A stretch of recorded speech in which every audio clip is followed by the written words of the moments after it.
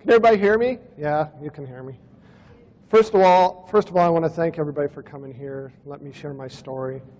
Those of you in the intelligence community, I hope you're having a good time. Those of you that are off-world visitors, thank you so much for visiting us, and I hope you're having a wonderful time also. I've got a lot to go through, so I'm going to get started because we have little time. I can literally do probably a week presentation if I wanted to. I want to start out, first of all, by putting things into perspective. There's something I'm sure some of you didn't know. First of all, our solar system resides in the Milky Way. That's what we think, right? Our sun is one of about 200 billion suns in the Milky Way.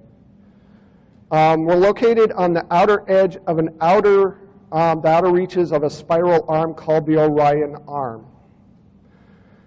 Two-thirds the way from the galactic center, or so we thought.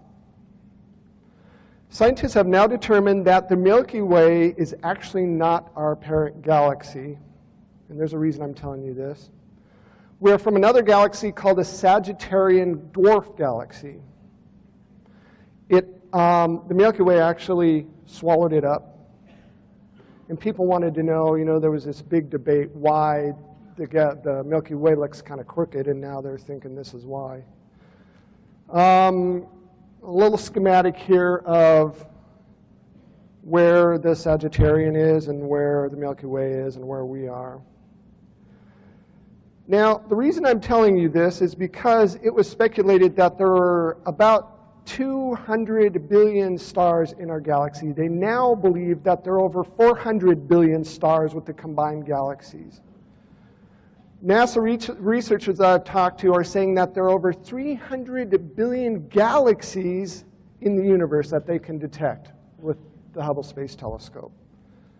Honestly, to think we're the only ones would be absolutely the most ludicrous thing in the world. That being said, let's get started. June 6, 1968, my father served in the Air Force. This is probably when my experiences started, to be honest with you. I was 5 years old at the time. My dad was stationed in Grand Forks, North Dakota. And he worked between Grand Forks and Minot, North Dakota. He worked at the missile silos. Well, in 1968, they had an incident where a UFO dropped down on one of the missile silos and actually armed one of the missiles. Now, this is public record. You can get this information on the internet. You can find out about this yourself. But what they didn't tell you is they tracked the UFO to a small town called Northwood, North Dakota, where it hovered over the water tower there in our small town. Now, my brother remembers seeing my dad with a small detail surround this water tower, and the UFO eventually went away. This is supposed to be an actual photograph of that particular UFO. I don't know. This was sent to me. I don't know if this is real or not, but it's supposed to be. And I remember after that incident, we started getting bottled water. Yeah, bizarre, huh? February 22nd, 2010, this is just recently, I got a call from the son of a general. This general, I promised him I wouldn't mention his name, but this general was in charge of Minot, North Dakota when my dad was stationed there. He wanted to tell me about some other stuff that happened in the 60s. He wanted to tell me that they had an incident where they tracked a UFO in 1966 down to one of the missile silos, and it kind of flew over some B-52s. Now, these are supposed documents I just got sent by this general. He's really ill. His son told me that he's not doing well, and he wanted to get this information out that he's been holding on to for quite some time. So you guys are the first to see it. I wished I had time to let you guys read it, but I don't. I'm just showing you that I have it. This is one of the witness reports. The MPs actually took a picture. This picture is first time ever seen by the public. And there's the picture of the UFO over Minot Air Force Base in 1967. So 66, 67, 68, they had all this UFO stuff. And this is about when I had my first experience. And this is pretty important because this gets weird. This woman came up to me when I was 5 years old. I was playing with my pedal car. It was a summer day. And I remember she was very strange looking. Even as a 5-year-old child, I thought she was very pretty. Except her eyes were different, very slanted, almond-shaped, baby blue eyes. In fact, they weren't even baby blue. They were almost Dago blue. And I remember she patted me on the head and told me that I was special and I had something to do when I got older. She opened her hand. When she opened her hand, I remember she had 3 fingers. The marble started to glow. It was a glowing marble. And to me, it looked like a glowing version of the Earth. And it started levitating about a 1/4 inch off her hand. Well, this, I talked to Paula Harris. Paula Harris is a good friend of ours, and she was talking to me about Maurizio Cavallo in Italy. Took some Polaroids of somebody he calls the Clarion people. Well, this reminded me of this strange woman that I saw. I mean, it looks almost exactly, except, she wasn't blurry when I saw her. But the same kind of weird eyes, the skinny features. And this is what I remember. This same woman followed me throughout my childhood. We moved from North Dakota. I was born in Denver, moved to North Dakota when I was really young, then moved back to Denver. And in between there, my dad was stationed for a little while in Cheyenne, and she was there the whole time. The last time I saw her, I was up at a playground. I was about 10 years old, waiting for the swimming pool to open at the local park. She came up to me, and she started talking, and I was swinging on swings, not paying attention. And I looked up, and she said, "You're one of us. We're you." And I looked at her. So why would this, being 10 years old, that's really unusual. But what got me was the fact that her mouth was not moving when she told me this. Now, as a kid, you kind of don't put 2 and 2 together. You kind of blow it off. Until December of 2000, I had my first real sighting. I didn't believe in this stuff. I thought anybody that believed in this stuff was crazy. I wanted them to stay away from me. But I met somebody online. She lived in Nebraska. I lived in Colorado. And, I wanted her to come visit me. We became really good friends. We were kind of dating this long-distance relationship. And I'm thinking, what's the best way to do that? Well, I decided to go up to what is known as Red Rocks Amphitheater, a very well-known spot up in the foothills of Colorado. Beautiful. They have concerts there. And I was going to videotape the surrounding area. This was about December 27th, beautiful winter day, snow on the ground, perfect setting. And I was going to mail this videotape to her, and I was going to, send her some flowers, something. I never made it to Red Rocks. Onto the side of the road, there were about 30 cars pulled off to the side of the road. And if you look, you can see the power lines. Behind the power lines, you see what's known as Dinosaur Ridge, and behind that is Red Rocks. Above the power lines, I'd say probably a good anywhere from 60 to 200 feet. Kind of hard to judge distance when you're afraid. There was an object, and when I saw this object, all these people were looking south, and I looked to see what they were looking at, and this object was hovering above the power lines. I'm thinking, man, that is the weirdest hot air balloon I had ever seen in my life. Well, it turned out not to be a hot air balloon at all. It turned out to be a UFO. In fact, when I got close to it with my van, it started pacing my van. I remembered, even though I was scared, I got a little brave because, there were people around. I was going to try to outrun it, but, good luck there. I pulled off to the side of the road, and I got my camcorder out, and I started videotaping this object. Well, the object reorientated itself and literally shot to about 1,000 foot in a blink of an eye. Now, growing up in the Air Force, I remember as a child, the jet fighters would fly over us early morning, and they'd create these sonic booms everywhere. Well, that's what this object did. It made no sound until it popped away, and it made this sonic explosion that I could feel in my shirt. There were a bunch of people there. We all watched this object. It morphed, it changed shape, it did all these weird, bizarre things, and eventually corkscrewed away. I remember standing there with one of the guys, and about 10 minutes later, two F-16s flew the same direction as this object corkscrewed away to. This is what I thought I saw. I remember, as I got close to this object, looking in between these spheres, and these spheres were rotating counterclockwise under this bigger object.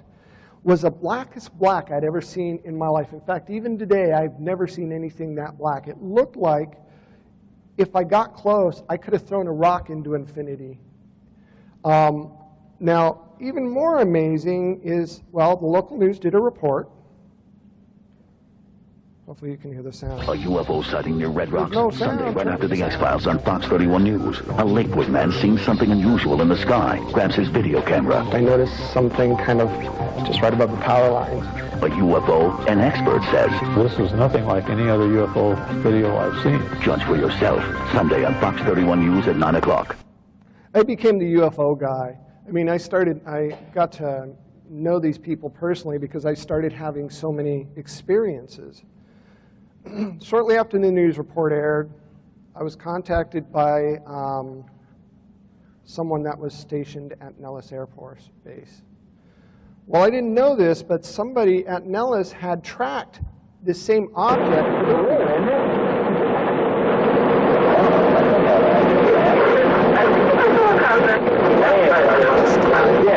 was over one of the test ranges.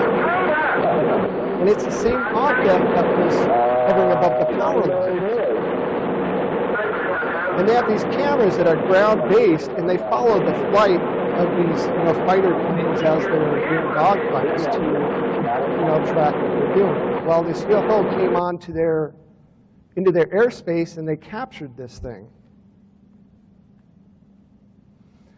Now, that would have been fine with me. I didn't really believe in this stuff. I got it on video, and I was, I still wasn't sure. I didn't know what to think. Could it be some military experiment? I wasn't sure. I had some business in Pennsylvania. This was September 1st, 2001. I decided to pick up my girlfriend, well, she's my wife now, Lisa, and we went to Pennsylvania with my best friend. On the way back, we were followed. Now, I'm not the first one to spot this. My wife did. I don't know if you can see that little white dot, but we were followed through 2.5 states, Ohio, Indiana, and Illinois, by a large disc. Every time we pulled over to try to get video of this thing, the darn thing would pop into a cloud, and we were playing this cat and mouse game through those states, and I was getting concerned. And we were kind of comical. We were driving 80 miles an hour down I-80 with our heads sticking out in a camera going like this, and people were looking at us. But that's the only way we could actually get any video of this thing. And it only got weirder and weirder and weirder. September 20th, 2001, I was managing a store, and I was about to close the store for the evening. It was time to go home, and I just let my last customers out. Before I could lock the doors, they came running back in. They said, "There's something above your work, there's something above your work." Well, the first thing I thought was, somebody's crawled on the roof and they're playing some kind of game, who knows. I went outside to look above the roof, and they pointed up toward the sky, and I see this sphere, this big red blinking sphere, approximately 40 foot in diameter. Must have been anywhere from 1,000 to 2,000 feet up. It was just staying there. I'm looking at this object. Eventually, it slowly floats away, and I've already seen, 2 UFOs now? I'm getting a little paranoid. Well, I go home. My friend and my sister were waiting for me. We lived in an upstairs apartment.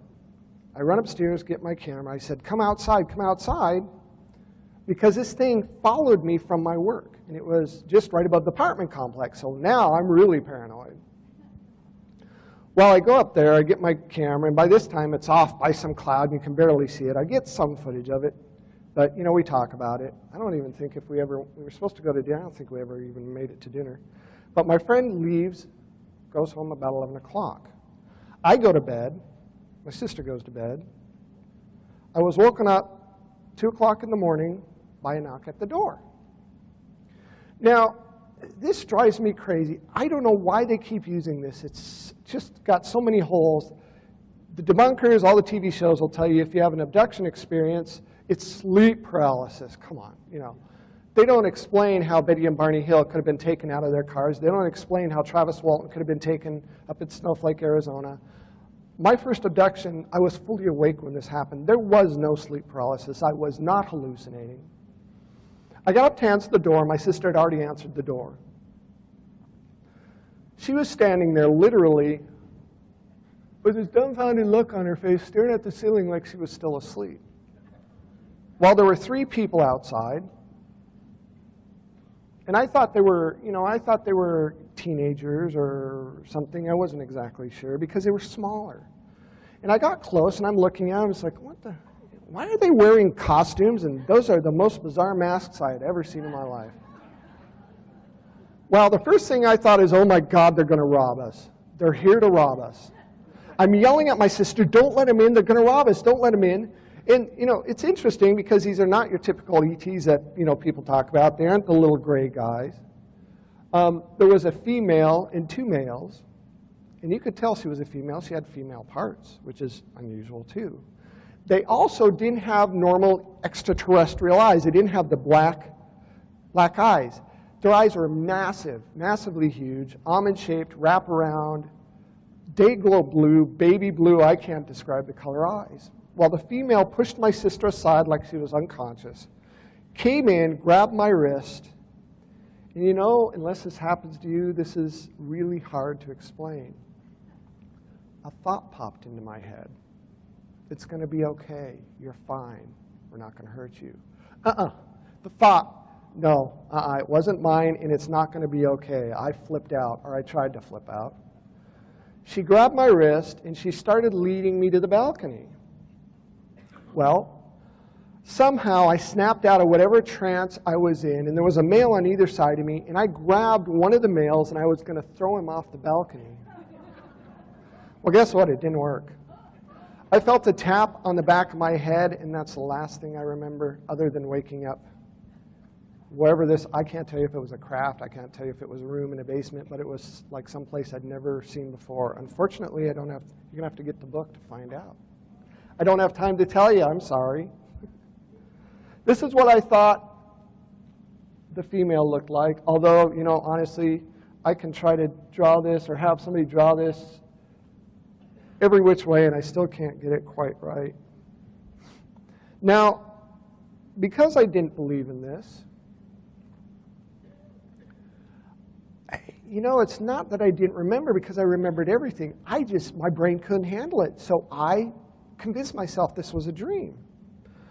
I got up in the morning, 8 o'clock the next morning after my experience, thinking, man, this is the weirdest dream I ever had in my life. Got up to make some breakfast for myself, and my sister goes, what the heck happened to your back? I wasn't wearing a shirt, I was just wearing shorts. And I felt around on my back, and I didn't feel any pain, but I felt these holes in my back, and it felt kind of wet. And I'm looking, it's like, what the heck? And when I looked down, I noticed that I had hair missing on my wrist, and I had these open wounds on my wrist. Well, I really started to flip out. I was having a really hard time with this.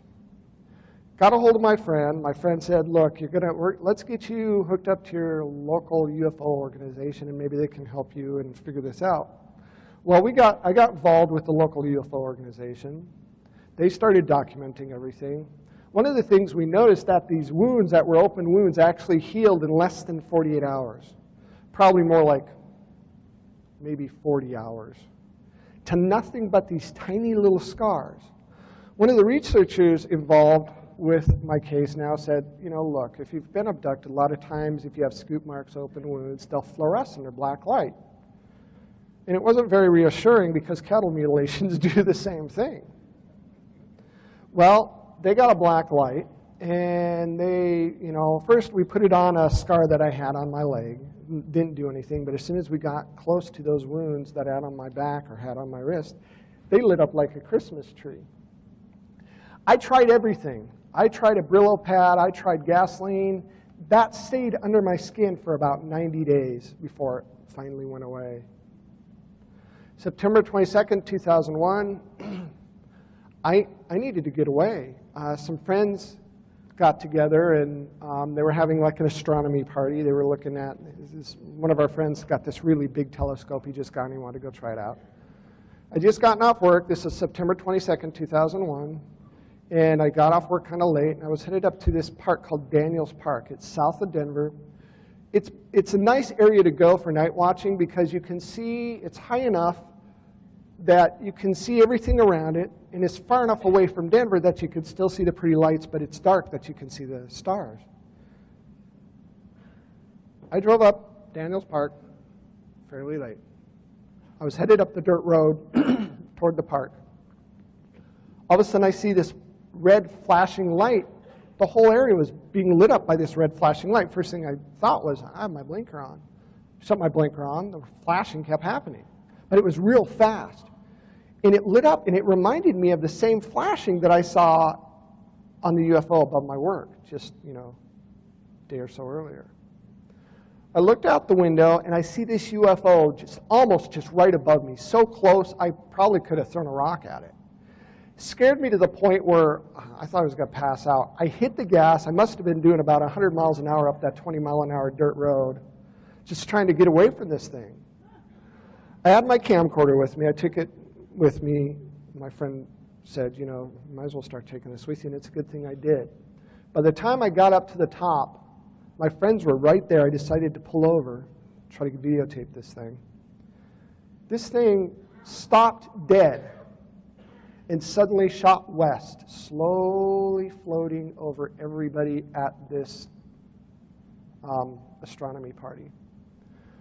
It's interesting because one of the people in this next little video I'm going to show you, he is a physicist, and he also designs software. And we talked about the UFO stuff before this party. And he said, if I were to ever see a UFO, and if it were to land, I'd be the first to go up and touch it and try to say hi. Honestly, he was the first to go running off and hiding under a picnic table. There were a lot of witnesses. I saw a spherical, Hold on, guys. Sorry. Defocused, probably plasma-like object, and flew from the eastern sky to the western sky in a straight line. It was strobing. At first you can't believe it. No. And then you go, wow. And it was like it was showing off for us. It was round, light red.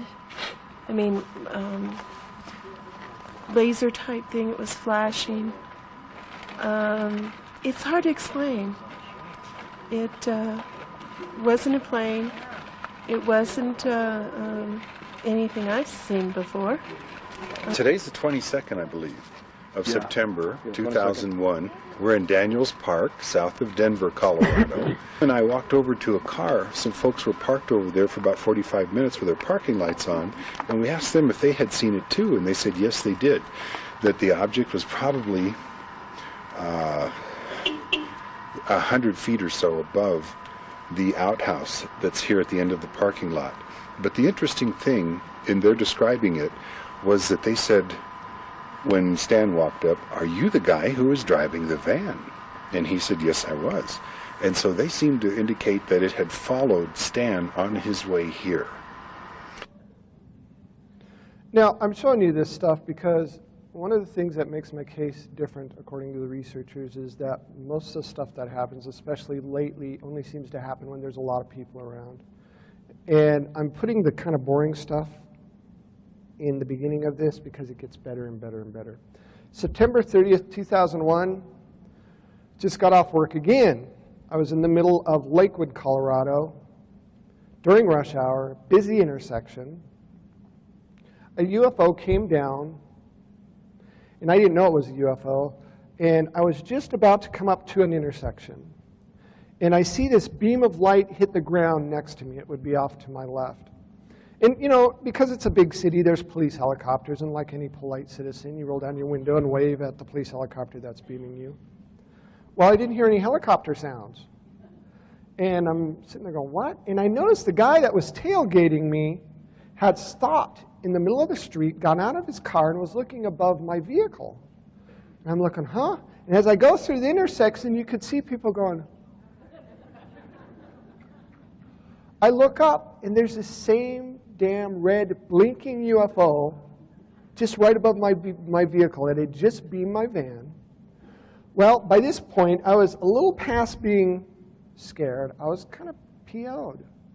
This object took off, and I hit the gas. I was going to chase this thing in a van, yeah, whatever. But, you know, I tried. And this object slowly, it stopped and hovered above this cottonwood tree in a park called the Old Stonehouse Park. It slowly flew southeast. Well, there were tons of people there. Tons of people there. People had video cameras. They had digital cameras. They were having a party. You could hear sirens going off. People had to have called this in. These are the people. Eventually, the news did a piece on this, and you can see witness reports. This is an interesting witness report. This guy was talking about seeing this object, and he said he was so scared he couldn't get it in reverse. And when he saw this object beam my van, the light, whatever kind of light it was, actually penetrated the metal and hit the ground below. I don't remember that. I just remember being, you know, beamed. These are some of the witness report drawings. That's what I thought. I thought it looked like a big soccer ball with a green thing at the bottom. Local news did a report on it. I think this is rather amazing because you get to see the other witness videos too. UFOs over Lakewood. Whoa! Tonight, right after the series finale of The X-Files on Fox 31 News, many saw it. You guys saw it too? Some with cameras rolling. There it is. See the amazing video I want to find out what this is. and judge for yourself. Tonight on Fox 31 News at 9 o'clock.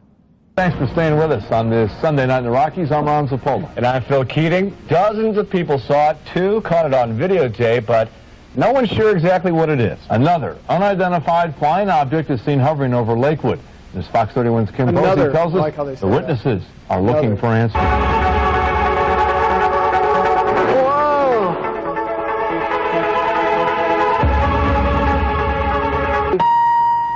There it is, there it is, there it is, there it is.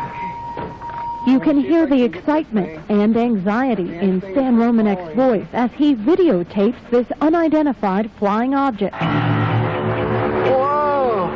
An object he says he noticed after it spotlighted his car. I looked out my window and there's this big red blinking orb, probably about maybe 60 feet above my car. Stan says he followed the object with video camera in hand. That was September 30th last year at the Old Stonehouse Park in Lakewood. What the hell is that thing? A park filled with people, the curious and the concerned.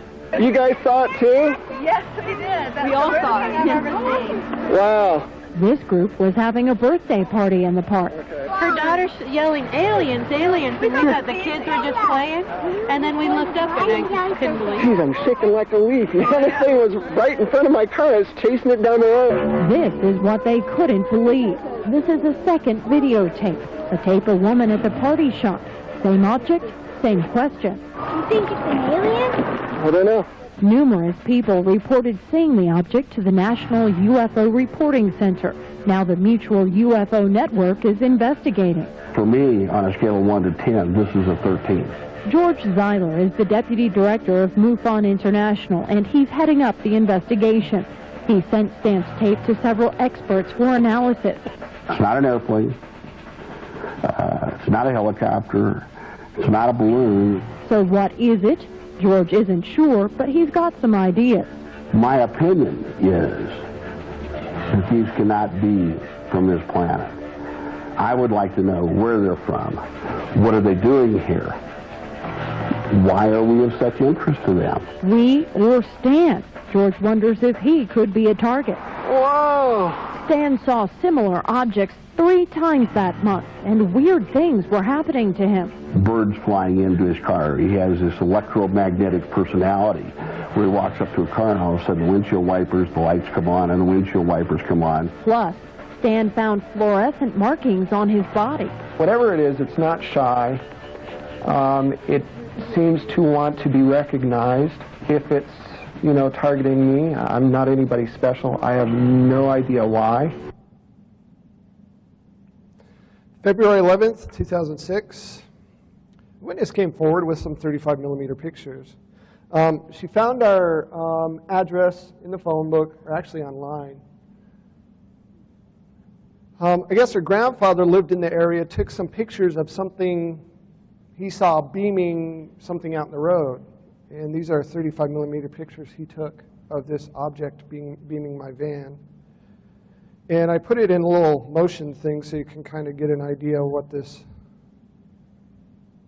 object looks like in motion. Very bizarre. It almost looks like liquid of some kind, really unusual. June 25th, 2002, you know, I couldn't deal with this. I really couldn't deal with this. When you were if you're a big skeptic like I was, it's kind of hard for you to accept having your paradigm shifted in this way. The researchers involved with me said, you know, we're going to try to get you some help. Why don't you go for regression? Well, no, I don't even believe in regression. What's that? I decided to do it anyhow. This rocked my world probably more than seeing the UFO, honestly.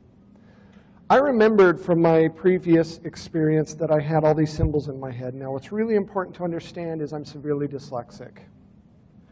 I have, if I'm lucky, a 4th grade math level. I'm embarrassed to say that I have to ask my kids how to spell, which is really amazing because I have a best-selling book, but I don't know how to spell worth a hell of beans, and I can't do math. Well, the researcher, when she was doing her regression, said, can you remember any of these symbols? I said, yes, I can write them down. She gave me a pad of paper, my eyes closed. I'm sitting there writing these things down. I did it in like 20 seconds. That's my first equation that I wrote. What's interesting about this, the top equation ended up being, according to the researchers, and they had to send this to a University of Nebraska physicist to get this checked out, ended up being element 115. What's interesting is they didn't have element 115 when this was written. Also, what's in here, I remember they showed me the planet alignment down there. That's where they're from, which ended up being somewhere in Orion's belt. Then there's our solar system, which has 10 dots in a sun as opposed to 9 dots in a sun. And then formula for Drake's equation, times 100. I don't know why I wrote that, but I had put times 100 because that's what I remembered. Interestingly enough, 2 years later, somebody sent me a clip that some Russians, I think they're Russians and German physicists actually, or chemists actually invented element 115 2 years prior, 2 years after I wrote this. I had the equation for it, or the elemental structure for it, written down out of nowhere. They didn't have this element yet. They didn't even have the equation for it yet. I also remember when I was being abducted that something important was going to happen. And every time during this abduction, I'd say, when's this going to happen? All they'd do is flash this in my head, these dots. 1, 10, 6, 4, cheese, 9, 8. So what the heck's with the cheese and what are the dots? I didn't know what it was. Well, somebody looked at it, an astronomer looked at it and said, hey, that's an alignment of planets. Cheese stands for the moon. It's like, huh? What? Well, what's interesting, let me go back, come on, is the alignment actually is a date for September 21st, 2012. I do not believe in the doomsday scenario, I'm sorry. One guy went to look at a Mayan calendar and he said, oh, the Mayans have the end of the world. You talk to the Mayan elders that are alive now and they'll say, no, he got it wrong. It's a calendar. If anything, it's going to be a shift. It doesn't say anything about doomsday. One guy started that. That's not the case. I can guarantee you it's not the end of the world. 100% guarantee you. July 19th, 2002, I was on Entertainment Tonight. This is cool because they had NASA look at that UFO. Plus, is this footage of a UFO? The man behind the alien autopsy has new footage 2 TV networks are interested in. Next, in the Entertainment Tonight cover story.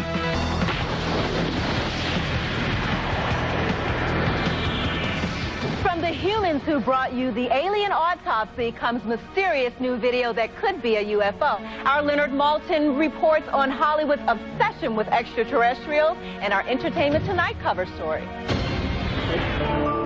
I want you to understand this is probably the quintessential alien abduction / UFO case ever on record. Wow, that thing's weird. We're told this mysterious light in the sky was shot in Colorado last September. NASA's people that I'm talking to right now is saying either it's a secret military craft, surveillance of some kind, or it might be for the first time that word that we rarely use, extraterrestrial. Did you see it too? Oh, it was incredible. Hollywood is cashing in on aliens this summer with Will Smith and a host of ETs in Men in Black 2. And opening in August, it's Mel Gibson in Signs, which explores the possible supernatural origins of these crop circles. I have a basic belief in supernature, in the nature that exceeds and is higher than our own. July 27th, 2002. Beautiful girlfriend that I was dating, we finally got married. She's my beautiful wife now. Lisa, where are you? Lisa, stand up. I got to tell you, without this woman, I would be nobody. Really, she supported me. She keeps me grounded, and she's helped me through all this stuff that I've gone through. Moved to Nebraska because I wanted to get away from this scary stuff. Yeah. It followed me in the middle of a busy city. Why would I think that I should have thought about this, really. Honestly, I was happy to move in with my beautiful wife, but there's no way I could get away from this because we moved to a very small town in Nebraska. Woke up, noticed that our alarm clock was upside down. Didn't think anything of it.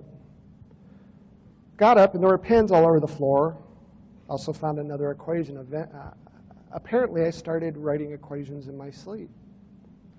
And they get more complex and more complex. Some of them are known. Some of them, they're still, even to this day, some of the top scientists or physicists are going, this is amazing. What is this? We don't understand this. And they're slowly piecing it together. November 17, 2002, I was abducted again. This time, I was left outside. Freezing weather, buck naked. All the slide bolts were locked from the inside. I had more like scrape marks on my back. They thought it was probably some kind of skin grafts. And I had this horrible pain in my side. It ended up being a broken rib. Now, I also had a lump in this hip right here. Now, this is important. Remember that lump. My wife, and it took a good half hour to wake my wife up. It's like they turn everything off when they take you. I don't know how they do it, but I was knocking at the doors, knocking at the windows. I didn't want somebody to see some freak out in the middle of the night, 20-degree weather, buck naked, knocking at windows. She eventually let me in. And I was really sick to my stomach. I had this horrible taste in my mouth. I was going to throw up, and I put my hand in my mouth. And I realized that I was holding something. And I opened my hand. I dropped this substance, and it kind of floated down onto the countertop. They had the substance analyzed, and it ended up being something called elemental bismuth. Now, I found out later that this is used for electromagnetic experiments. High-voltage power lines and power companies use this because it's really good for non-conduction of heat, non-conduction of electricity. It's kind of used for a barrier. What am I doing with it in the wilds of Nebraska, holding it after an abduction experience? Even more bizarre, the next morning, my wife wakes up, and there's this weird kind of burned circle in the yard. Interesting thing about this circle is they found microscopic bits of meteorite dust in this circle. They don't know where it came from. They use an EMF meter, the EMF meter would go crazy. They use a compass, the compass would go crazy. January 5th, 2003, gets even weirder. I'd already written equations. Again, I refuse to believe this stuff. This is ridiculous. I can't believe this is going on. I had a dream my stepson was taken. This is when it got kind of serious for me. We were told that it wouldn't affect my stepkids, but apparently it did. I got up, middle of the night, my wife woke up, she goes, you know, you're not going to feel good about things. Why don't you go check on him? And I did. You know, he was about 8 years old at the time. And I didn't see anything out of the ordinary, so I went back to bed. Next morning, I was eating a donut or something. My wife was smoking, and we were drinking coffee, and we were sitting on the back deck, and I looked up, and on our window, in lipstick, was this weird symbol and this little formula. It's like, oh no, my stepson. First thing we did was we got up to check on my stepson. Well, see this weird symbol? Well, this weird symbol was above my stepson's bed. We turned around, and in his handwriting, we see this writing in marker on the wall. It's a formula my stepson drew after he had an experience. It's his handwriting at 8 years old. May 31st, 2003. You know, we were having so much stuff happen. And let me tell you, when you're a true abductee, you have something called high strangeness begin to happen to you. Anything and everything paranormal you can imagine. Our house was the most haunted house. Everything, flashes of lights, all kinds of things. Our furniture would disappear, reappear. Our remote controls would disappear, reappear. The scientists said, hey, look, we're going to hook up surveillance cameras. We got to come up there. We got to buy, the surveillance stuff. In the meantime, why don't you just get something kind of small and hook it up and see what happens? Well, we did. We got a motion-activated camera we hooked to our computer, and we captured this.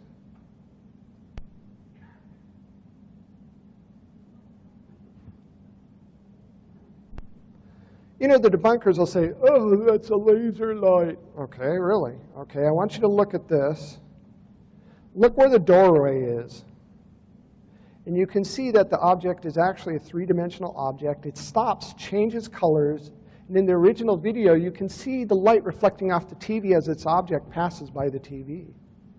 And it goes down to where we're sleeping, which is really creepy. July 17th, 2003. I don't know. How many people have seen the alien in the window video? That's all over. Okay, raise your hand. This got me on the map. I thought we had a peeping Tom. The reason I showed this video to begin with was there's something that's being started in Denver called the Denver ET Initiative. It's a ground roots effort to try to get the government to admit that ETs are real and to try to do something about it at the ground roots level. I let these people use this video for the press conference to try to get things rolling, and let me tell you, they went nuts. I was on Larry King. I've been on just, I don't know how many TV shows, how many radio shows over this video. How this video got started was, I thought we had a peeping Tom. I got up in the middle of the, well, it was late evening, let's say. I was watching TV. I got up, and I see movement out of one of the windows. It's like, who's looking in our window? I ran outside, nobody was there. Next day, it happened again. This was going on for about a good 2-3 months. I called the police. I let all the neighbors know. We set up little sticks and twigs underneath the windows, so if you stepped on them, we could hear them, and I had a bat by the door. I have twin stepdaughters, beautiful stepdaughters. They're 21 now. They were young teenagers at the time. I thought this was some kind of pervert. Well, one of the researchers involved in my case said, hey, you got a camera. Next time you see movement outside of the window, why don't you set it up and walk away? I did. It says no video, but that's okay. It's already all over the internet. It doesn't matter.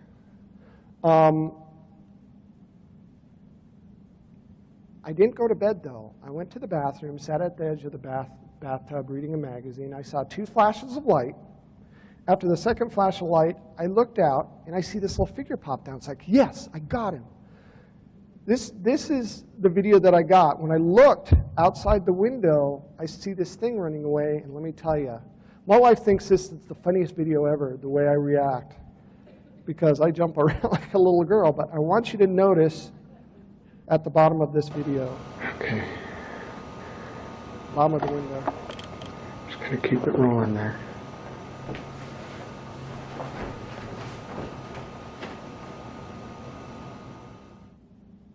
There's a weird little flash. Nobody knows what that is. For some reason, I'm prancing around. I don't know why I did that.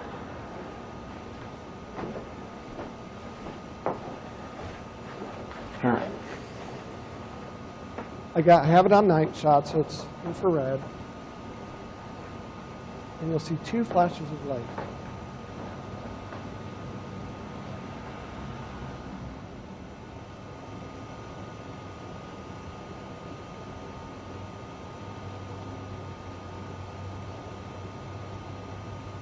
And I'll pause it on the flashes.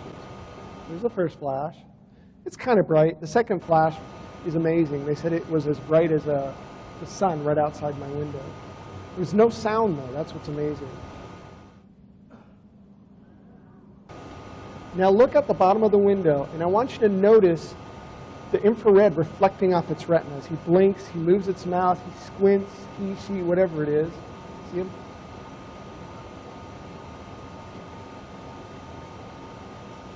We named him Boo. Could it be a guy in a mask? I don't think so. Could be, but I saw this thing run away with my own eyes. The debunkers will say, well, they come thousands of light years. Why are they looking in your window? How the heck should I know why they're looking in my window? I don't know. But it happens a lot. You talk to abductees, and they'll tell you they have things looking in their window all the time. This is a real phenomenon. He pops up again, pops down. God, I think I saw the little bastard. They say, I saw the little bastard. I see this run away, and it looks back at me.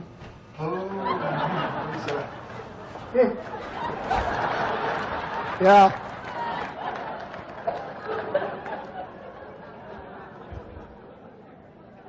Scared the living bejesus out of me, I got to tell you. Because its eyes were not normal. I thought it was a little kid, and then it looked back. It's like it sensed that I was there. It looked back at me. It's like, oh, my God.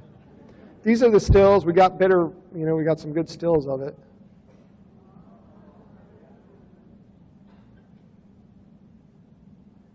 September 5th, 2003, a researcher and documentary filmmaker installed surveillance cameras.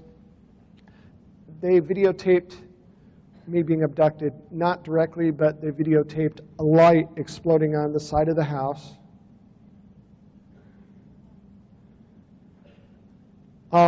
By where the surveillance camera was on the side of the house, the grass looked like it started like steaming or something, and these weird little bubbles started coming down, and suddenly the camera got disrupted and turned off. There was a strange beeping sound that you could hear, and what sounded like off in the distance like my stepson going, Mom, Mom. They analyzed this and found that it wasn't my stepson, it was some mechanical device that they used. They think they used this voice to wake me up and to get me to go outside looking for my stepson so they could take me. But here's a little bit of information about it. The sound.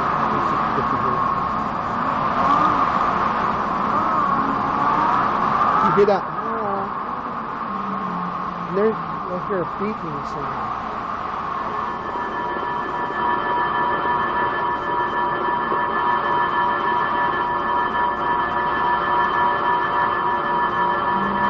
Beeping is important.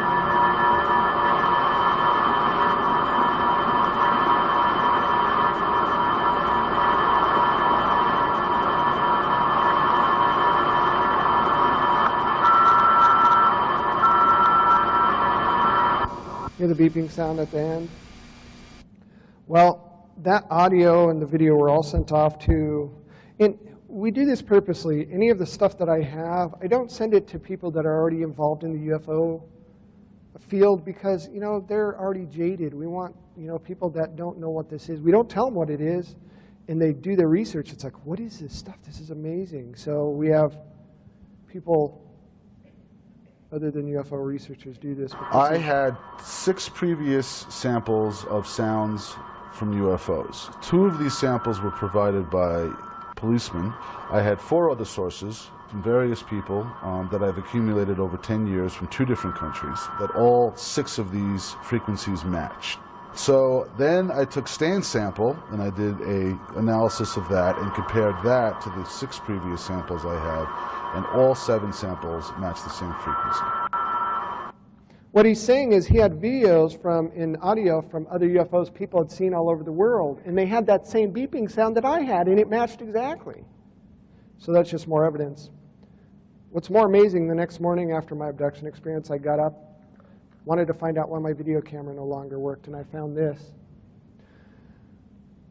You can see, if you look, you can see a flat spot at the top because the light, whatever it was over the house, and it hit the gutter there, and it literally cleaned or got rid of all the mold and dirt and dust and everything all the way through the molecular structure of the siding. And it also melted and warped the siding like some kind of bizarre heat.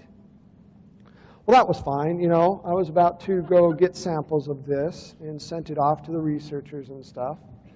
Woke up the next morning because there was pounding outside. Now, we were renting this duplex, and I got up, and there were people outside replacing the siding. It's like, okay, something's weird's going on here. They wouldn't look at me. They wouldn't look me in the eye.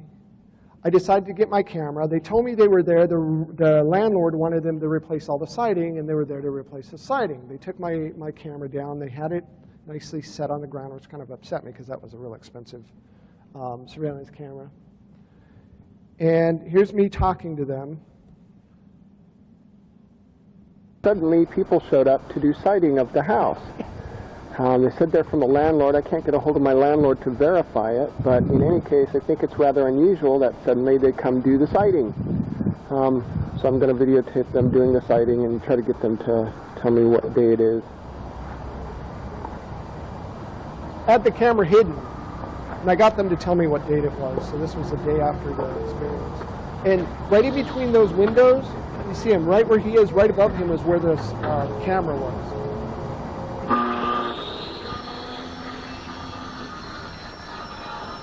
It says Bob sighting from Grand Island, Nebraska. That's what it said on the tool. Hey, what's today's date? 8th of October? Never look at me, not once. I try to get in front of them to make them look at me, and they turn away.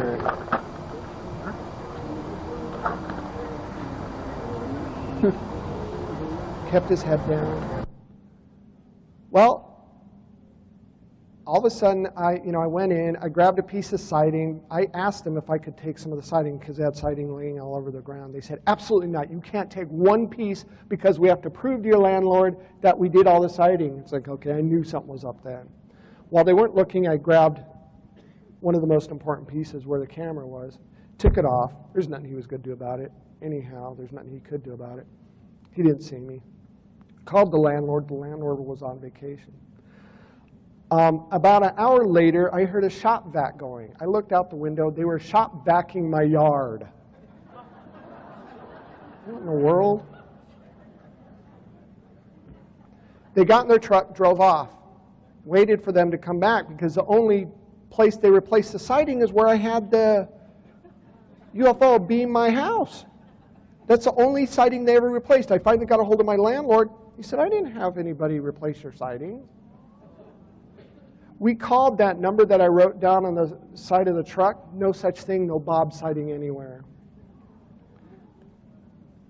Scientists analyzed the sighting.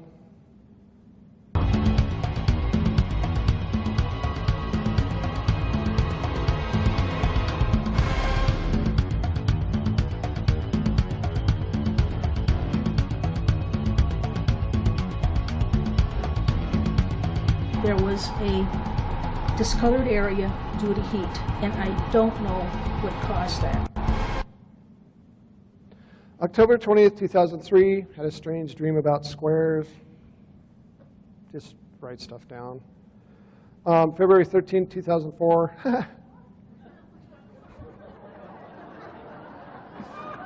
Yeah. Oh my God, this is really important. Funniest thing, I mean, how funny can it get? You have to make fun of this or else you'll go crazy. I had a dream that my wife was being messed with. Woke up because I dreamt there were little grays shoving something down her throat while she was laying in bed. She woke up coughing. That woke me up 2 o'clock in the morning. I got up to go to the bathroom, and I couldn't move. I was literally walking like this. It's like, what in the world? Turn on the light, and I was in this woman's one-piece nightgown. It's like, what the heck?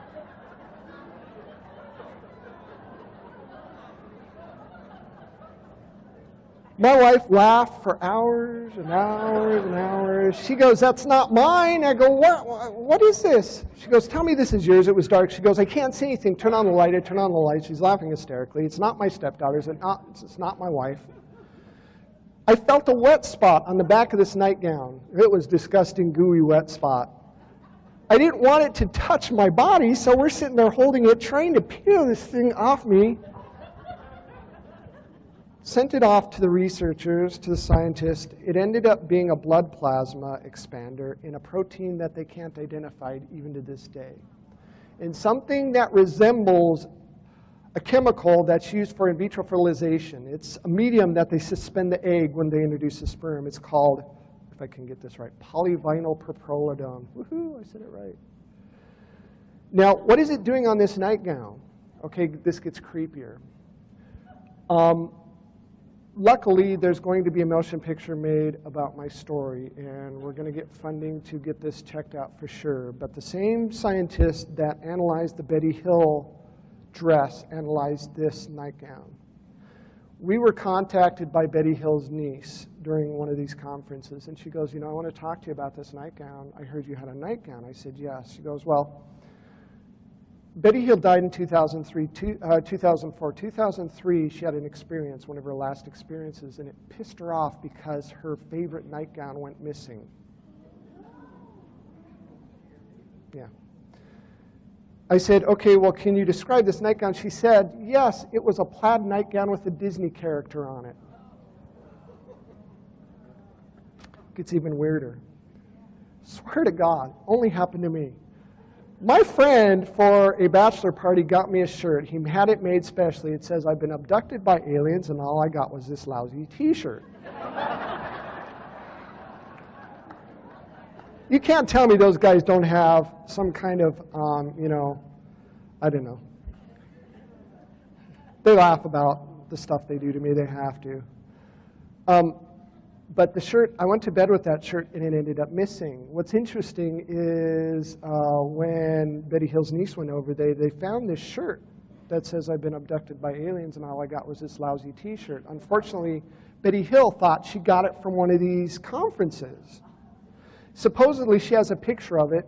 She took, when Betty Hill died, unfortunately, she took everything to the Goodwill, and we have no way of doing that. But I still have the nightgown, and if the DNA matches, I'm telling you, this is really big. Now, also, remember that lump in my hip? There's now 3 puncture marks around that lump in my hip. It's very important. We were having so much stuff happen. We were being harassed. We found my phone was being tapped. There were, black SUVs following us. We decided to move out of Nebraska. Didn't really tell anybody. But suddenly, a strange woman in that same black SUV pulled up to our mailbox, and she put a letter in there. And it says, good luck on your move to Colorado, and remember, we're watching. It's like, how the heck did they know we were? She put $40 in this card. So you intelligence guys out there, way to go. That was really cool. Give us more money. June 11, 2004, we moved to Colorado Springs. This is really weird. This gets weird. Colorado Springs, I was going to be an Olympic cyclist. I lived in Colorado Springs, training there for a while. Loved the area. Beautiful, beautiful area. But there's a lot of military bases, secret military bases I didn't know about. We were warned by a strange mechanical voice. This voice has been with us ever since my experiences started. At first, we thought this voice was somebody playing a joke.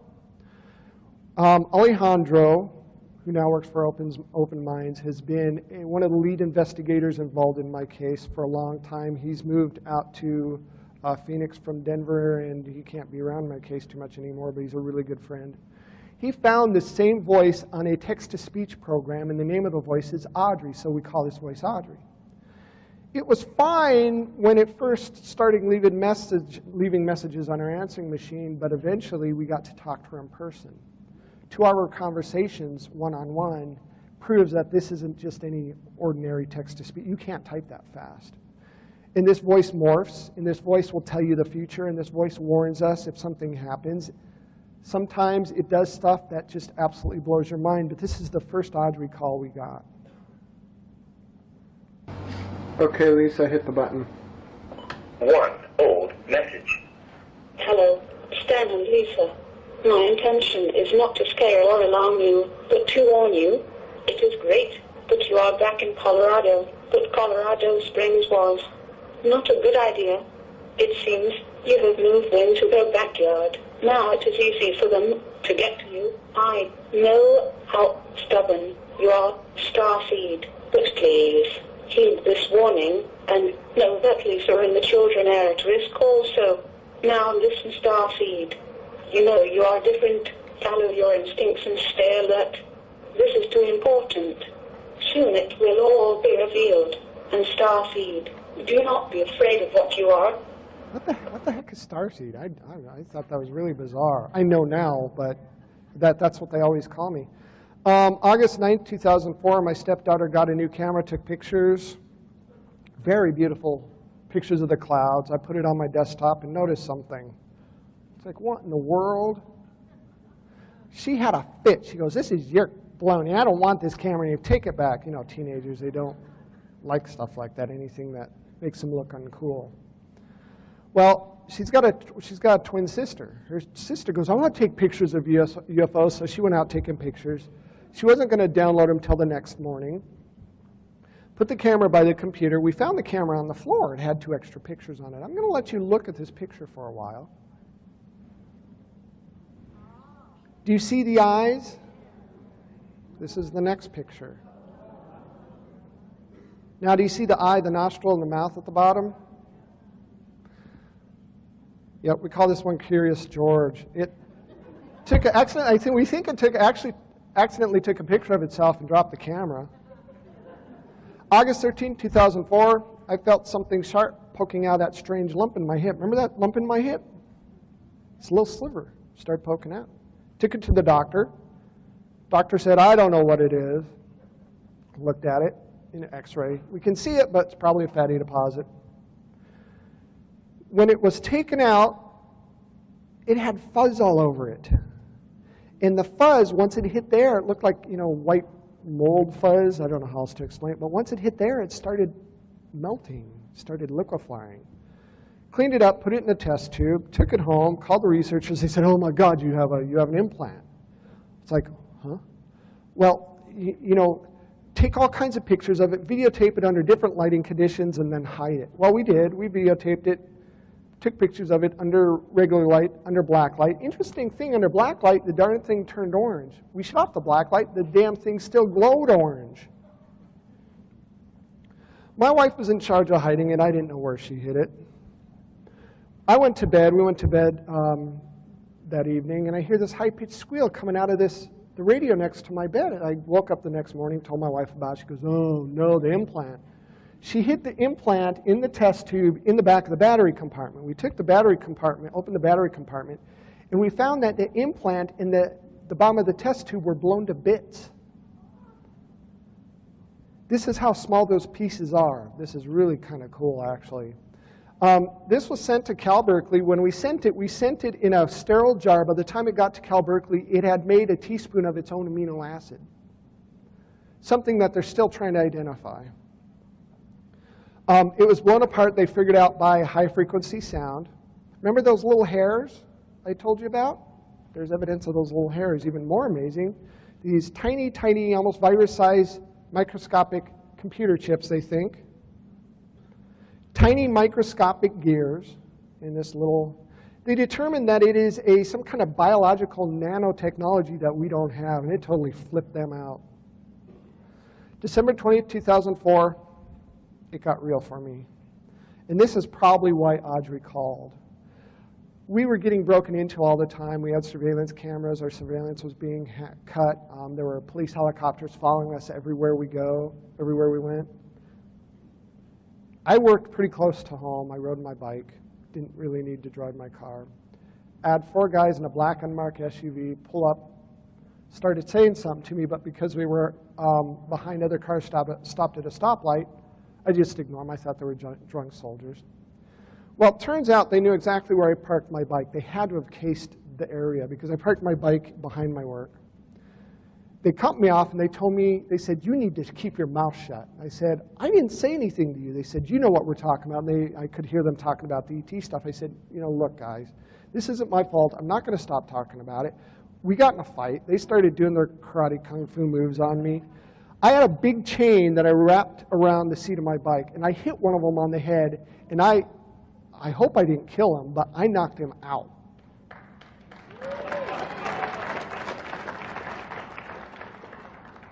I felt a tickle on my back, and I hit the dirt. They actually tased me.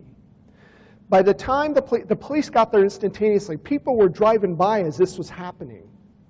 One guy even tried to follow this black SUV, but they sped away. This is what I ended up with, a broken nose and a broken wrist from the experience. January 24, 2005, startled awake by a high-pitched sound. Remember that weird orb we saw in our video, in that surveillance video? This time I saw it with my own eyes 3 feet from my head when I woke up, and I went, oh! I swore, I went, oh, crap.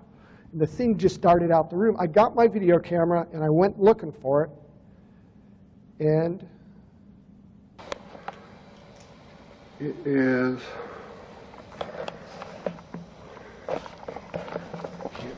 You'll see it come from the left bottom to the right upper very fast, and I slow it down, and then it comes back the opposite direction, kind of slow.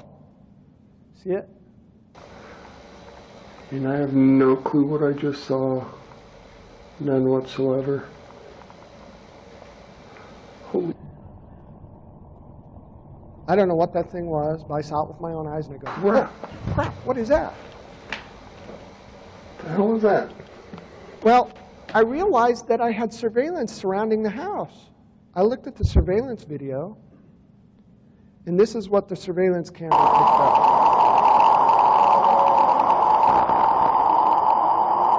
Now it goes in the house, comes out the side, out the wood, and weaves in and out of the, like it's the wood's fabric of some kind. It's the craziest thing. And it disappears, disrupts the camera, ends up in the top window, comes down through the wood of the side of the house, and it's just weird. February 19th, 2005, our van mysteriously broke down. We were coming back from Colorado Springs to Denver, about 80 miles. We stopped at a hamburger place. This white car drove by very slowly, and suddenly our car stopped. 2 hours later, we got it to a mechanic. He said, was your car hit by lightning? It's like, how could it be? It's a sunny day out. He said, it looks like all your electrical system was fried. This is important. Now, I'm not going to show you the video because there's going to be, in fact, I'm going to have them come up briefly talk about what they're doing with the documentary or with the feature film. But they're going to show this in the documentary. I'm showing you stills, but the video is quite amazing. My stepson had friends over, and they hacked into my computer. My computer was always being hacked into, and it was about 12 o'clock at night, I'd say, and I woke up because I heard a noise, and I'm, opening my eye, just sitting there, and I see this naked figure run into the kitchen. My stepson had friends over, sleeping over. I'm thinking, what in the world kind of dare is this? I was going to get my camera and blackmail him.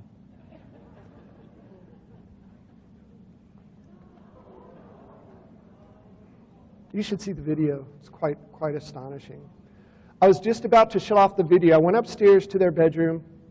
They were still asleep. They said, something woke us up. We don't know what it was, and they were still kind of half asleep, half awake. I was just about to shut off my camcorder, and I see this thing peering at me.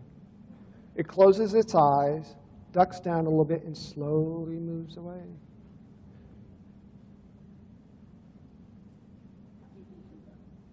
Here, I'll do it again so you can see it. Closes its eyes, ducks down, and slowly moves away. I went from the kitchen to the dining room, back to the kitchen, back to the dining room.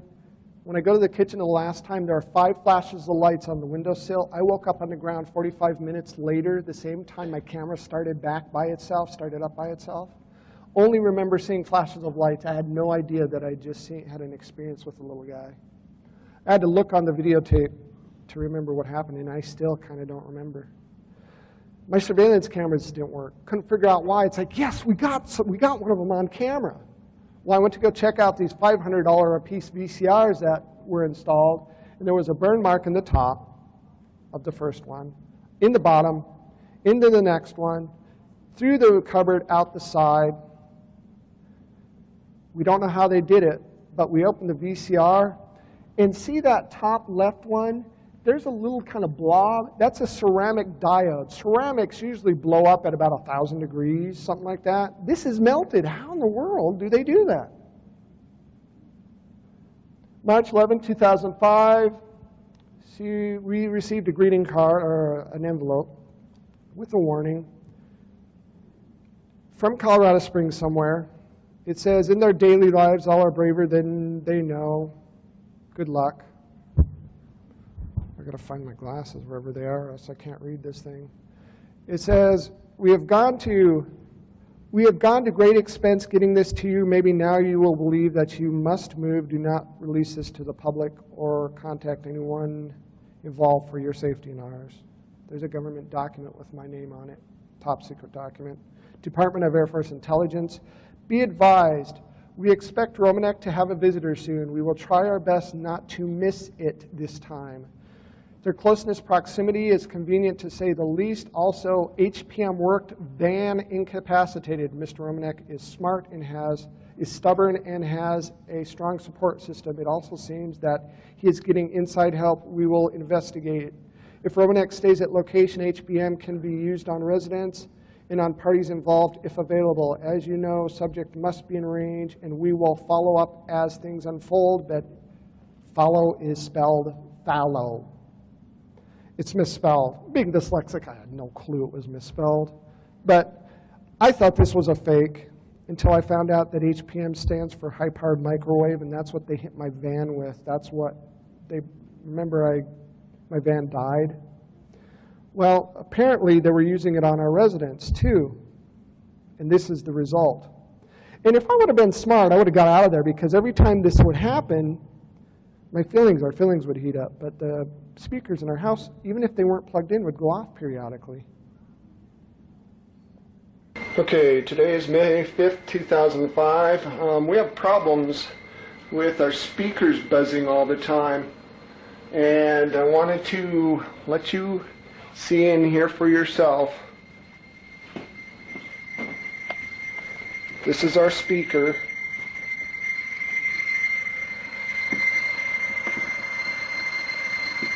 And the speakers are off, completely off. There's no light.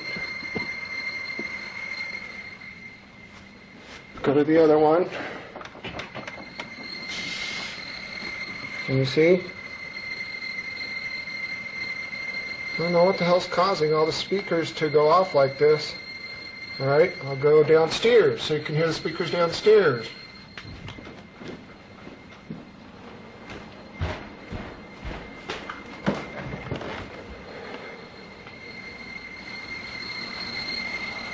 No matter where you went in the house, this had happened. Even though speakers that were complete, my stepdaughter had a ghetto blaster that was in the top of the closet unplugged, and it was doing it with that.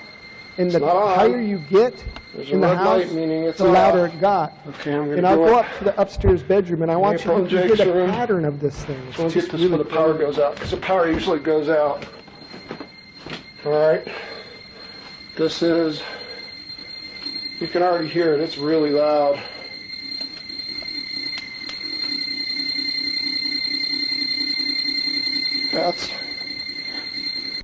They were hitting our house with high-powered microwaves. Bastards. May 9th, 2005, that orb returned. This guy, honestly, I think it's some kind of surveillance. I caught it playing in our crabapple tree. I was just talking to Nancy. Where'd it go? Oh, there it is. I got it. I might have to turn this up a little bit. That's the same freaking orb.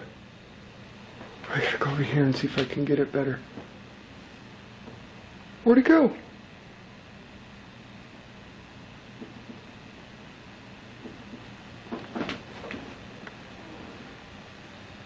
Oh my God. there's a fox out there too.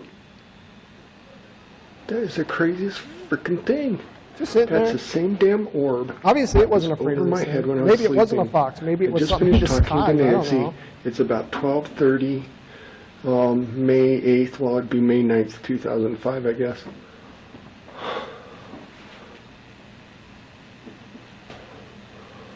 That is the craziest thing.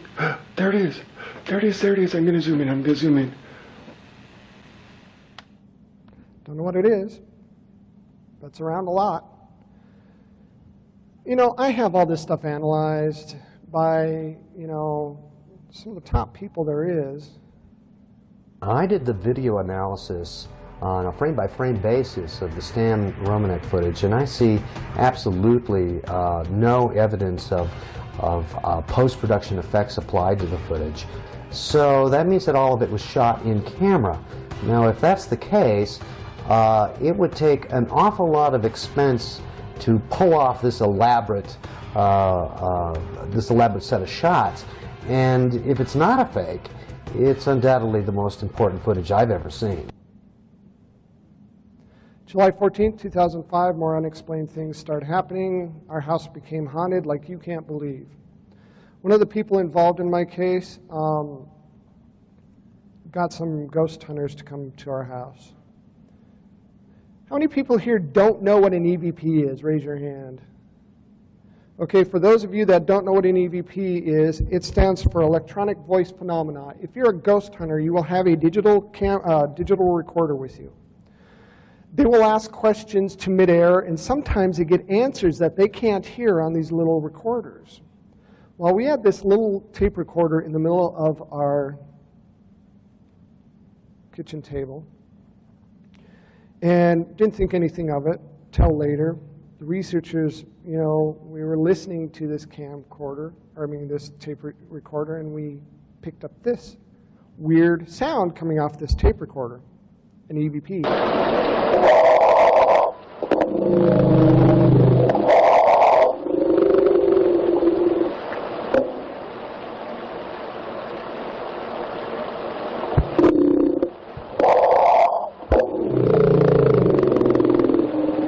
My wife screamed and goes, "Oh my God, we have demons!" Well, the researcher says it looks like it's, because a lot of times what will happen is it'll either be slowed down, sped up, or compressed, and they have to work with it to kind of get it cleaned up. This is what it actually said. They sped it up. Starseed, it's time. Remember that Audrey phone call? How in the world did she get it on this thing that was in the middle of the table? August 1st, 2005, we got tired of the harassment in Colorado Springs, so we moved. We should have listened to Audrey in the first place. August 17th, 2005, wrote more equations in my sleep. They get more complex, more complex. September 27th, 2005, heard a noise out in the backyard. You know, this happened all the time. We'd have all kinds of stuff happen. Our lawn furniture would disappear. We'd go outside, couldn't find it, and we were just out there 10 minutes ago, it was fine. And all of a sudden we go out there again, and our lawn furniture is gone. It's out in the yard. Well, this was one of those cases. There's Lisa in her bathrobe. She's drinking coffee, smoking outside. She doesn't smoke inside. I took some pictures, and you know, there's this debate about orbs. I personally, some of them I think are really something. A lot of them are just dust speck. The only trouble is, a lot of the orbs we get have faces in them, and this is not matrixing. And this happens over and over again. So there's something to it. The only thing is there's something else we got a picture of. I'll let you look for a little bit, see if you can spot the thing. Okay, there you go.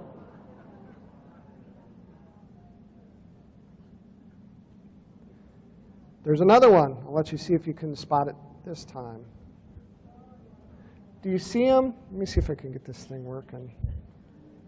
Right, is this on? Yeah, right there.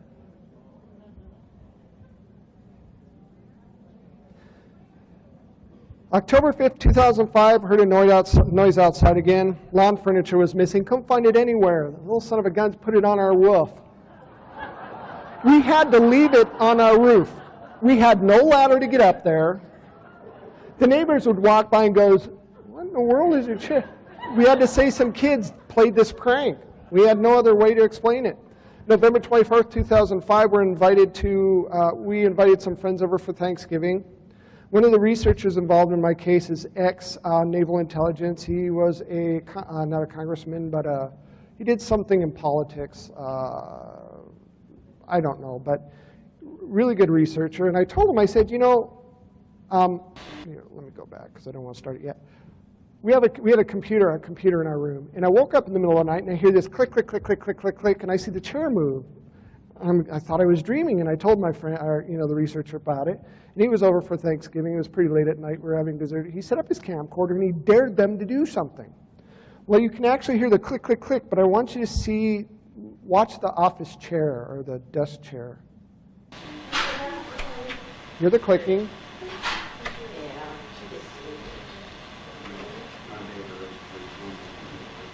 Yeah. Well, the researcher, he's so polite. We see that this happened, and everybody just so excited. He sets up the camera again. He goes, well, just listen to him. It's funny. Again, have a ball. Get playful. Be silly. Move a few things around over there by the computer. That was just great. Just enjoy your presence.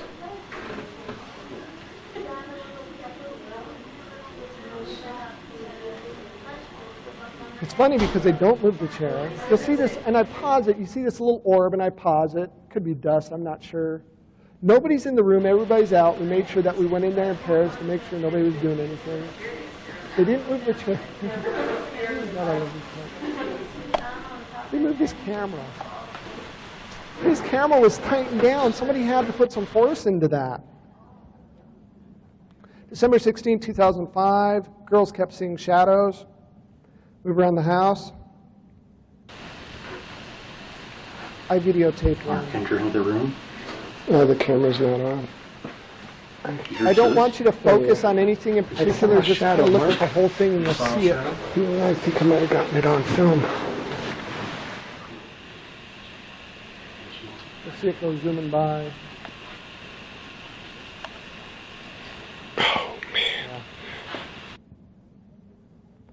February 28, 2006, my wife heard me talking in my sleep. She got to witness me write this equation. This is probably one of the most complex equations. The scientists are saying this talks about bending time-space. What's interesting is they couldn't read it. They couldn't figure out why until one of the researchers held it up to a mirror. I wrote it backwards. The point I'm trying to make is these are not just letters that are written on a piece of paper. Stan wrote them down. He really didn't know what they meant, but they do mean something. He could not have written them himself. I couldn't have written this one myself. Whoever wrote this and put it in Stan's, I guess I'm beyond trying to prove that it's not a hoax. It's not a hoax, and I could not have come up with this myself, so I don't think Stan could have either. What these equations show is how we can use electromagnetism to warp space and time. These are equations that Stan could never have come up with on his own. I can't even do long division. Isn't that sad? May 4th, 2006, this was important. For me, anyhow. I felt a little better about things. I was painting the eave of our house, fell off, tore the anterior cruciate ligament in a hamstring. I was supposed to go to surgery that next Wednesday. Tuesday, and there's the documentation that I really did have this injury. Tuesday, I went on a little trip. Lisa woke up. As typical with most of my abduction experiences, they somehow will blow all the fuses in our house, and our house is completely dark. Lisa woke up, and I was gone, and the fuses were blown, and she couldn't find me anywhere. She eventually got everything back on, and she found me in the middle of the living room, and we just went to bed. We were both kind of confused. Don't know why, just went back to bed. My wife got up the next morning to go to work and found this circle in our yard, concentric rings. What's interesting, this was about 6 o'clock in the morning. By 5 o'clock that evening, that circle died to this. Again, microscopic bits of meteorite dust. She woke me up to come look at this circle, and I got up. Now, I went to bed with a brace on. The brace was from my hip down to my to my ankle had little dials here because I was supposed to get surgery. My knee was swelled up to the size of a grapefruit. I get up and I'm walking around and I'm going, wow, that is the coolest. What happened? And I remembered that something happened that night. And Lisa goes, well, do you notice anything different? I go, no. She goes, what happened to your brace? I go, wow, my brace is missing. Then I realized that I had no pain in my leg. There was no swelling in my leg. I looked at my leg. There were 5 puncture marks in the back of my leg. Whatever they did, they fixed my knee.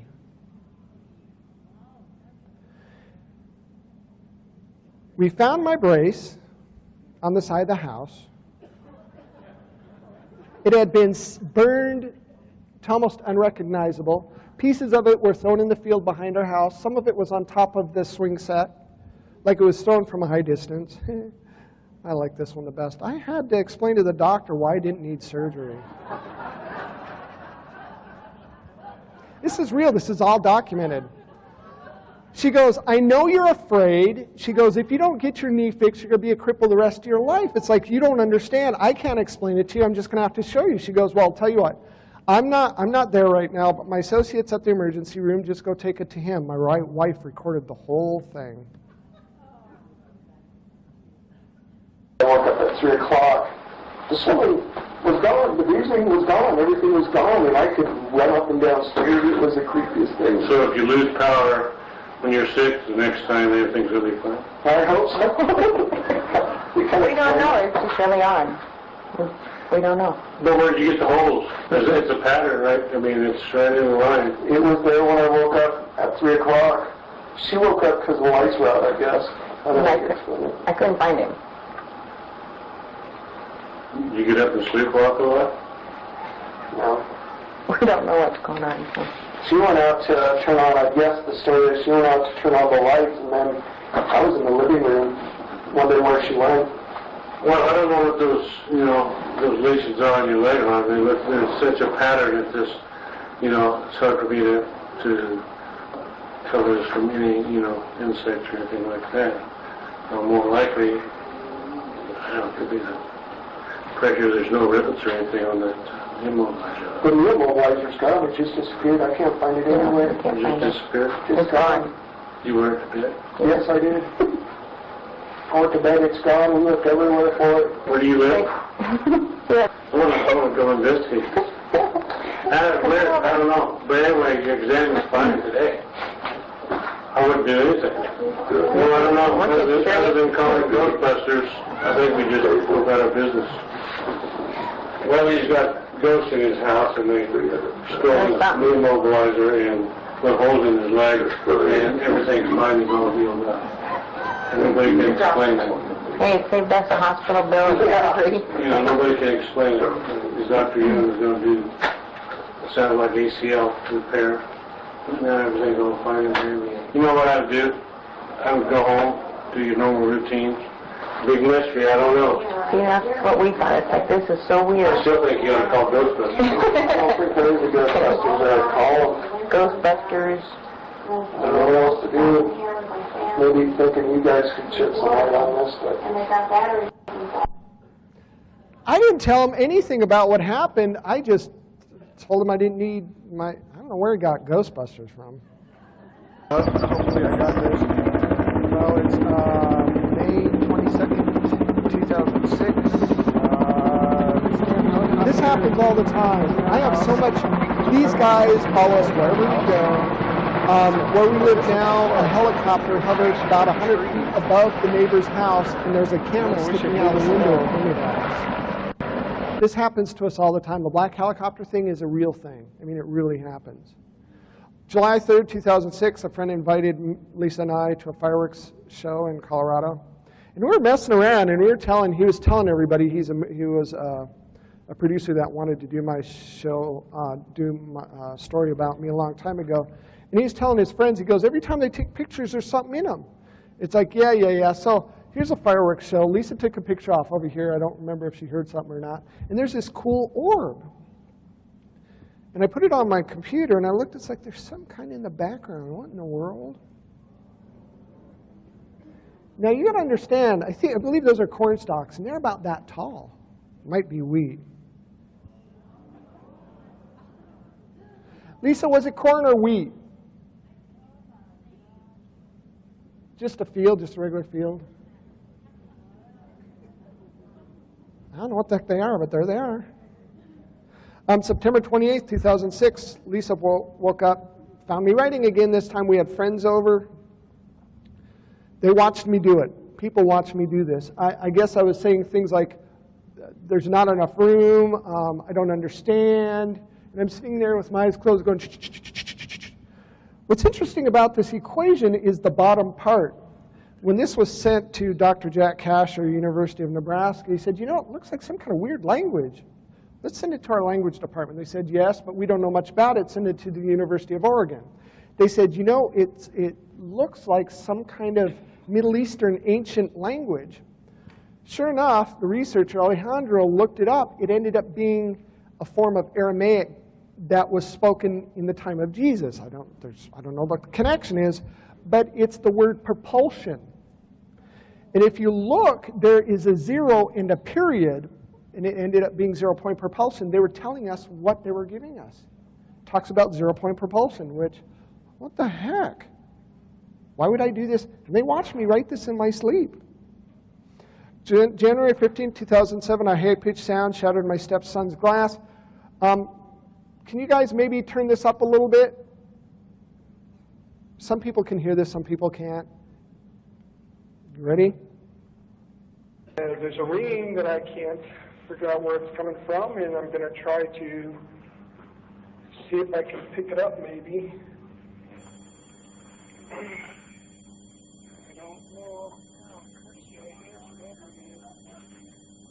Walk away now and see if I can get it to stop. Okay, how many people heard that? Raise your hand. Now see, some people could hear it, some people can't. It's really bizarre. It's the sound. I've got some limited time. I'm going to have to blow through these. July 4th, we had some friends over for a barbecue. We see something outside the window. We chase it. It ended up being a gray. I took pictures of it. It was hiding in the background.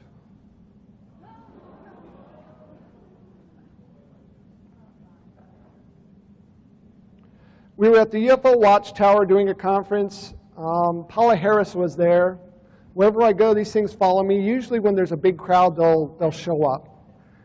We all watch these UFOs. These two came together, split apart. My stepson got a birthday card. Ended up being a haunted birthday card. You open it up, it plays music. And we kept finding this in the middle of nowhere, and it'd start playing music. So I put it on the table, put a piece of tape down, so if it moved, I could see that it moved, and watch it.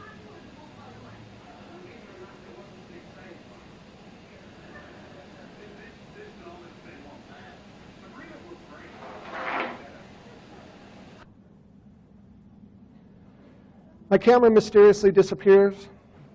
My wife finds it, comes back with these pictures on it. I don't think this thing looks harmful. I want to hug it. I think it's awesome looking. Real strong neck, though. April 25th, 2008, thought an airplane was going to crash into our house. Saw it come tumbling through the sky. It stopped. Started floating north. Cats were hissing at something up on the stairs. All I saw was a shimmer of light. Took a picture of it. It seemed to absorb the light.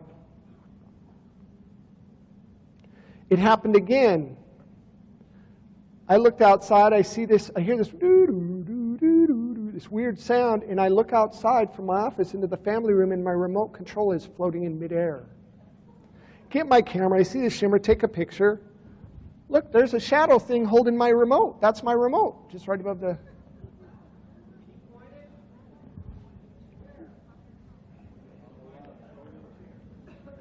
Right, there's the remote, there's the shadow thing.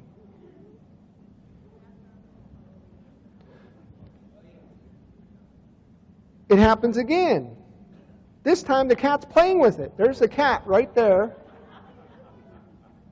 And look, the shadow's casting a shadow. Jumps up and it kind of disappears. Ghost hunters come over to visit. Are there less than 5 of you here? We had an EMF Thank meter, you. and I don't have time to show you all of it very because I much. don't want to miss the real important part. But we were playing Are with this there EMF meter, and it was 3 answering or less here us through this of EMF you? meter. August 3rd, 2008, woke up with yet another implant. Puncture mark here. The implant moved. It was here on my chest. It moved from here to my armpit in 7 days, and every time you put a cell phone up to it, it'd go beep. September 2nd, 2008, snapped a picture of a UFO outside my office window. It did it through the screen, so it's kind of hard to, you can see the screen more than you can see the UFO. September 12th, 2008, staying at a friend's cabin, had some missing time. That's when they took the implant out. You can see where it ended up. Everybody had missing time then, fluoresced under black light. November 17, 2008, a new administrator at Lisa's work. She had no idea what she was doing. Lisa couldn't stand her, and Lisa was going to quit. We got a call from Audrey. Yes, I'm here. Yes. Okay. She should not leave her employment. All will be dealt with today. Things will be much easier for her. Okay, so should I let her know? Hello? Hello? Hello?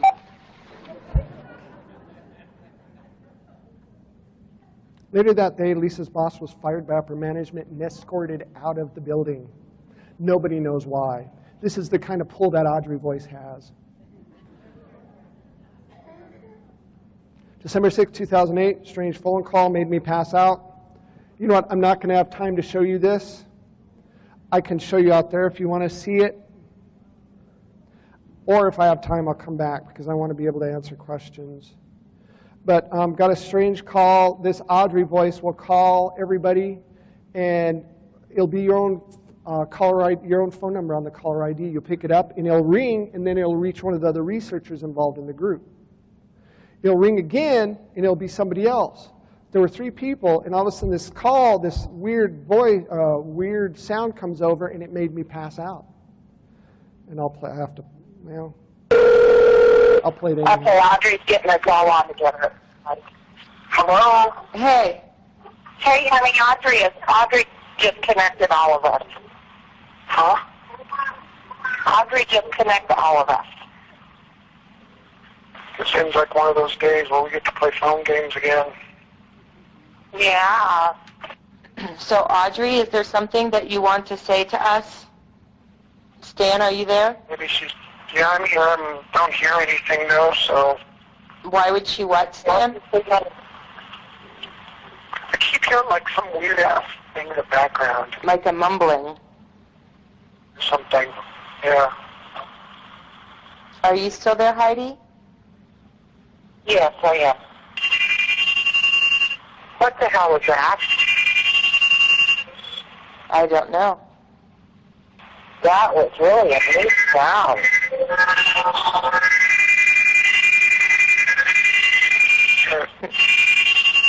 God, it's making me feel weird. You hear that, Stan? Real? Feel weird. Just stay on. How do you feel weird? Yeah, that's when I passed out. That's how I Hello? felt weird. Heidi, I'm here. Did we lose him? Stan? Let me bring Stan back in, okay, Heidi? Okay. Hang on. Okay.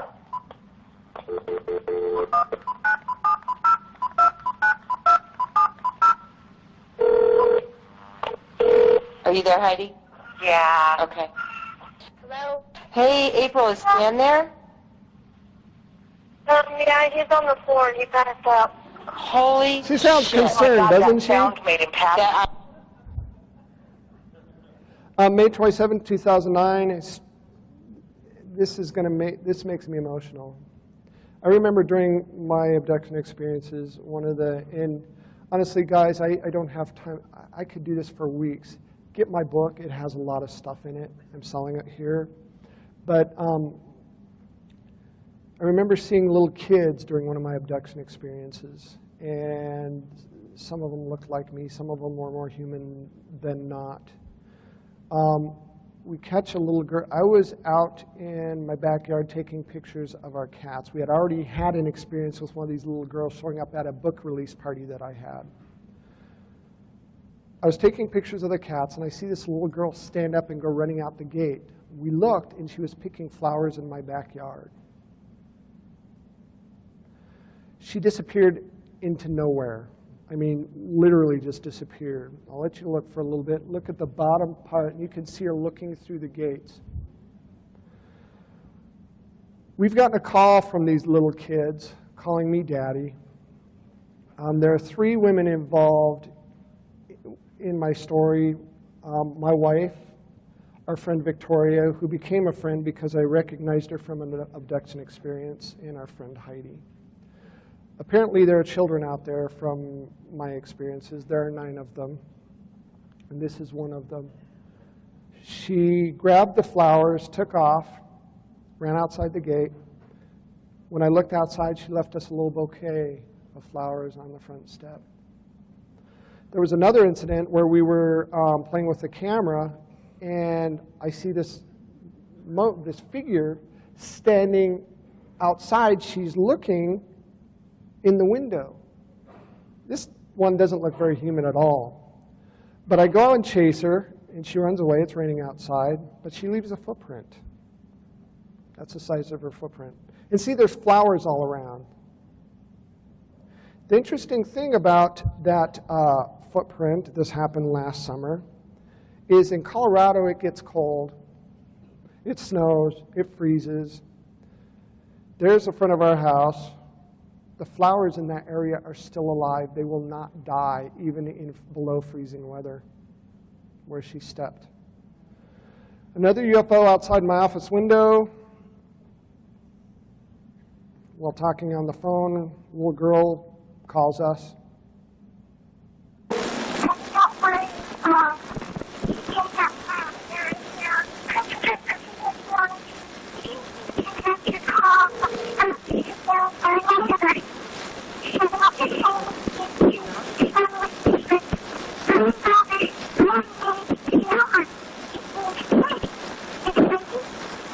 Yeah.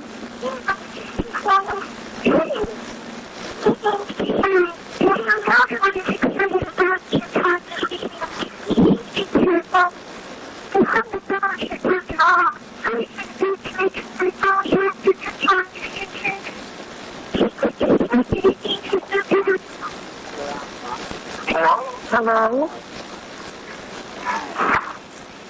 Oh my God. We got a call. Now, you got to understand, we can hear, unfortunately, my friend, we carry tape recorders with us wherever we go. We get a call, and we record anything right away, especially if it comes from numbers, mysterious phone numbers. And we got a call from this little girl saying that her name is Keoma. There's 9 altogether, 7 from the same, 2 each one with different. And her name's Keoma, and the other girl's name is Trilly. So there are hybrid kids out there. We've seen them. 3 times we've seen them. They're amazing. They're angelic. You see them with your own eyes. You see them in pictures. It will make you weep. There's like an angelic quality that's just amazing about these children. Now, that slowed down voice you heard in there, researchers isolated it. Somebody was there when she was recording it. And they said, can you hear with that? Can they record with that device? And another voice answered, yes, they can. Heard a loud noise, next room. Plant was knocked over. This was just recently. Took a picture. Actually, I went down, and there was a dark mass from the floor to the ceiling rocking back and forth. Scared the crap out of me. Went upstairs, came back down with the camera, and my wife, because she can protect me, I thought, you know, I'm a wuss. What can I say? There's a black mass. If you notice, one of the things the researchers notice is that straight edge warps around that picture. So they have some kind of light bending technology, they think. I'm going to have one of the people from the documentary film, the producers and the people working with me, come up just briefly, kind of explain what they're doing. this has been I've been trying to get, there have been many people trying to do a film on my case for so long, and finally it's getting done. Let's have you come up, and his name's Jack, and this is John. These are the guys that are going to be doing this. Finally, we're going to go around the back.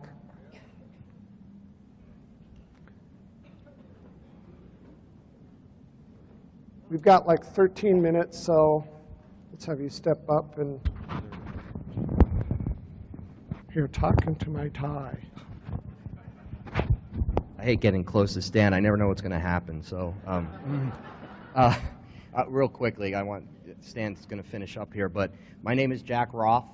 This is John Sumple, and our other amigo over there is Patrick Burke, and we're with Trent Hall Media Group. It's an interesting story about how we met Stan, but I was actually introduced to his case through Alejandro, and I was shown some evidence, in particular some of the photos that you have seen here. And as you can see, there's a lot to this case.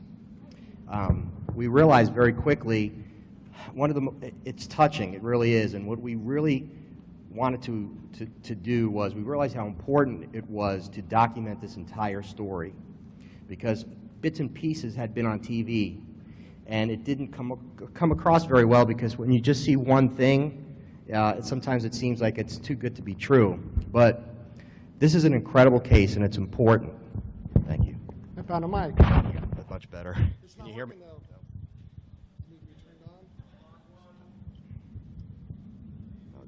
Test. No, okay, good. Okay. This is an important story, and it needs to be told correctly. And that's our purpose. We really feel like we need to tell this story in its entirety. We need to tell it truthfully. We need to tell it accurately. Everything, no stone will be left unturned. We're going to analyze everything. We're going to talk to everyone. We have an enormous amount of work to do because we're in pre-production right now. We have to go through. This is only about 20%, maybe 25%. Less than that. Of all the evidence and everything that's happened. So our time schedule is probably about a year from now you will see this film.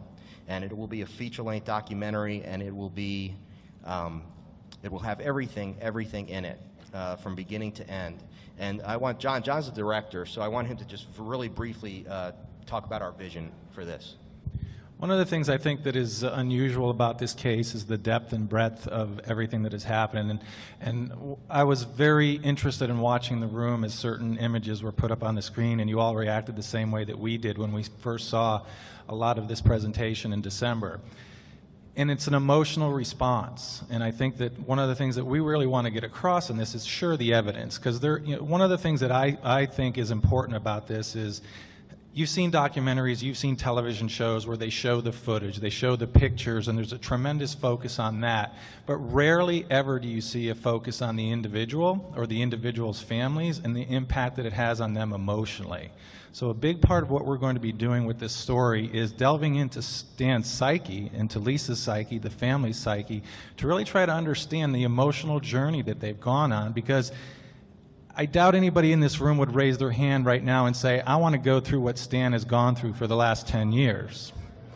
And how many people here would be interested in finding more about how Stan has felt through this process, what the emotional journey has been, how it's impacted him and his family? Stan stands up here and makes light of it, but this is the reaction to what you saw is something I think more people need to see. And if we just show it just as images and pictures and clips like this, people may find their ways to debunk it.